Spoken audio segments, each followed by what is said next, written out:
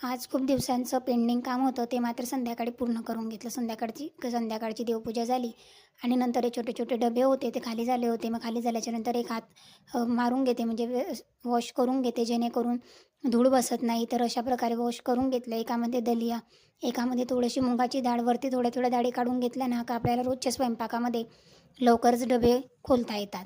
नंतर जी काही तीळ होती ती पण एका छोट्या डब्यामध्ये पॅक करून घेतली म्हणजे जेणेकरून लवकरच आपल्या ती लक्षामध्ये येते. जर ट्रान्सपरंट डब्यांमध्ये जर असा सामान आपण पॅक केला तर आपल्याला स्वयंपाकामध्ये सुद्धा ती लवकरच मदत होते. तर तांदूळ होते, तांदूळसुद्धा एक लाडूचा डबा मी खाली करून घेतला आणि जे काही उरलेले माझे इडलीचे तांदूळ होते ते सुद्धा एका डब्यामध्ये पॅक करून घेतले. आणि नंतर ही एक बॉटल आहे त्याच्यामध्ये तेलसुद्धा भरून घेतलं. तर किचनमध्ये खूप छान असा यूज होतो या बॉटलचा मला. तर 1 लिटर पूर्ण पॅक होऊन गेलं होतं तेल. तर संध्याकाळी ही काही बाकीची कामं होती तीसुद्धा आज फायनली करून घेतली. तर असा होता माझा आजचा दिवस. तुमचा दिवस कसा गेला नक्की कॉमेंट सेक्शनमध्ये